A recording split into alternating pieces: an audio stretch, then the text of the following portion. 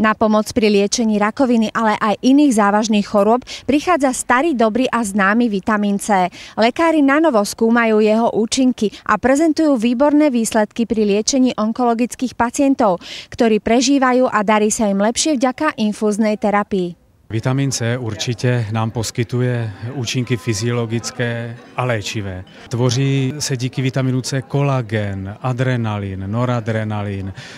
Ve hře jsou takzvané eliminační reakce na játrech, to znamená bez vitaminu C není detoxikace. Nemetabolizují se nám léky, toxické látky. C-vitamín, táto jednoduchá látka, má okrem toho výrazné terapeutické účinky a využíva sa i pri liečbe onkologických chorôb, najmä tam, kde zlyháva chemoterapia alebo ju pacient už nemôže príjmať.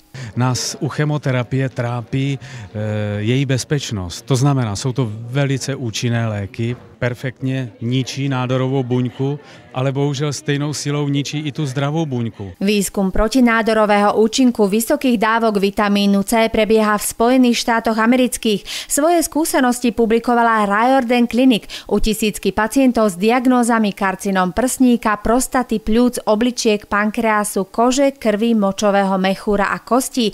Terapia vitamínom C pomohla zlepšiť ich stav a prispela k zániku nádorových buniek. Na konferencii v Bratislave prezentoval výsledky svojho výskumu americký profesor Joseph John Cullen z Univerzity v Iowa.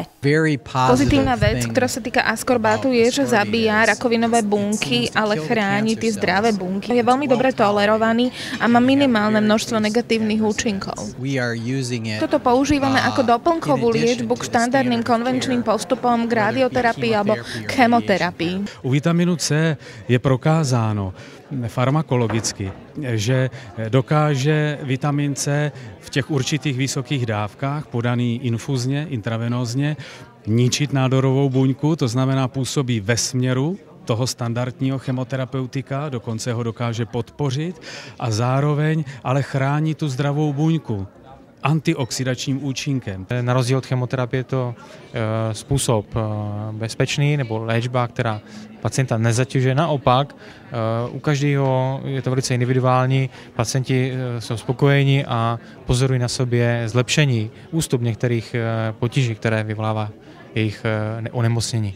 Vitamín C dnes využívajú pri terapii onkologických pacientov slovenskí a českí lekári. Na poliklinike Juh v Trenčíne liečia ním aj iné diagnózy. Hlavné indikácie sú infekčné ochorenia, imunitné ochorenia, chronické ochorenia alebo chronické únavové ochorenia, zápaly horných dýchacích ciest, rôzne ochorenia, ktoré boli raritné, ako sme hovorili, strata vlasov, alopécia totálna, syndrom vyhasnutia akokoľvek s depresiou spojené. C-čko v potrave či v tabletkách je určite dobrou prevenciou. Ale ja si myslím, že každý človek okamžite, keď ho chytí chrípka, dvakrát kýchne, keď niečo má, hneď siaha po C-čku. Len tam tá hladina dosiahnutia efektu liečebného, nemyslím toho bežného fyziologického, ktoré potrebujete, je veľmi obmedzená tou schopnosťou nášho organizmu prijať ten C-vitamín perorálne. Vysoký terapeutický účinok sa dá dosiahnuť len podaním priamo do žily. A je to tak, že když podáme nitrožilně, tak obejdeme trávicí trakt, ze kterého se nám vitamin C vstřebává velmi limitujícím způsobem.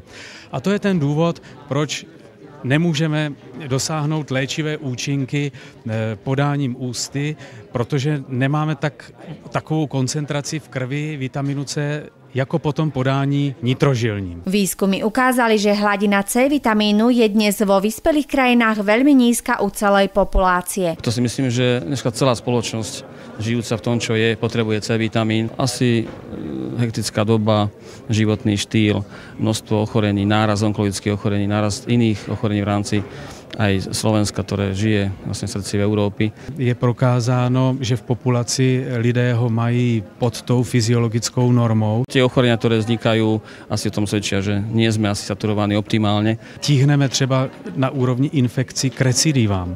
A dáváme na to antibiotika, aniž bychom si uvědomili, že nám stačí suplementace vitaminem C, ale bohužel ne 50 nebo 100 mg, ale větším množstvím. Dneska se hovoří opravdu o nutnosti gramové suplementace vitaminem C, alespoň jednou za čas, k čemuž by tady ta infuzní léčba mohla posloužit.